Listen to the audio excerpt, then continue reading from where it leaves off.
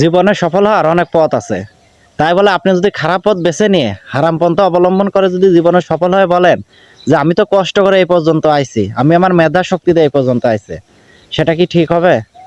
আসলে খারাপ কাজ তো খারাপই, ভালো কাজ তো ভালোই। খারাপ আর ভালো মধ্যে পার্থক্য তো এতটুকু। তাহলে আপনি কেন খারাপ পথ অবলম্বন করেন?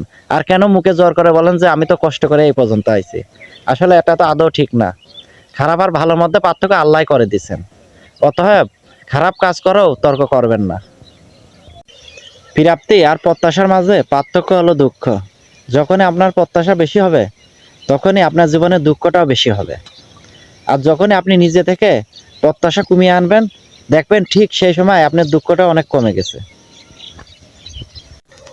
হযরত আলী রাদিয়াল্লাহু তাআলা আনহু বলেছেন যে ভালোবাসার প্রকাশ তখনই করো যখন তা রক্ষা করার ক্ষমতা বা সামর্থ্য থাকে। কেননা পরবর্তীতে পরিস্থিতির দোহাই দিয়ে কাউকে ছেড়ে চলে যাওয়াটা বিশ্বস্ততা নয়, বরং বিশ্বাসঘাতকতা। যিনি জুলেখাকে যদি ৩০ বছর পরও ইউসুফ আলাইহি ওয়াসাল্লামের সঙ্গে মিলিয়ে দিতে পারেন, তিনি তো আমাদেরও রব, তিনি আমাদেরও অবশ্যই মিলিয়ে দিবেন ইনশাআল্লাহ। হযরত আলী রাদিয়াল্লাহু তাআলা আনহু বলেছেন, ভালোবাসা সবাইকে নিবেদন করো, তবে তাকে সর্বাধিক ভালোবাসো যার অন্তরে তোমার জন্য তোমার চেয়ে অধিক ভালোবাসা বিদ্যমান। রাসূল সাল্লাল্লাহু আলাইহি ওয়াসাল্লাম বলেছেন, যে সঙ্গে আপনার অনুপস্থিতিতে আপনার জন্য অপেক্ষা করে আর গোপনে আল্লাহর কাছে আপনার জন্য দোয়া করে, সেই সঙ্গী কেবল মানুষ নয়, সে আল্লাহর পক্ষ হতে পাঠানো আপনার জন্য রহমত।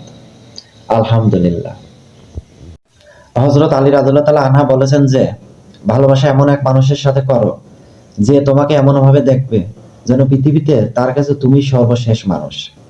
কেননা ভালোবাসা একবার হৃদয়ে গেঁথে গেলে তুমি তার সামনে লক্ষ কোটি সুন্দরী রমণী এনে দিলেও কোনো যায় আসে না। হযরত আলী রাদিয়াল্লাহু তাআলা আনহু একটি গুরুত্বপূর্ণ মূল্যবান কথা বলে গেছেন যে সম্পর্কের সৌন্দর্য একে অপরকে সহ্য করার মধ্যে নিহিত। তুমি যদি শুধুমাত্র মানুষের মধ্যে খুদ ও দোষ খুঁজতে থাকো, তাহলে একদিন তুমি একা হয়ে পড়বে। চিন্তা করো না, অপেক্ষার শেষটা একদিন সুন্দর হবে, ক্লান্ত হৃদয়টাও একদিন প্রশান্ত হবে, প্রার্থনার আওয়াজগুলো সব একদিন কবুল হবে ইনশাআল্লাহ। আমার মায়ের জমি খায় মামা, বলে নীতি কথা, আমরা গেলে মামা বলে আইছো নাকি ভাগনা।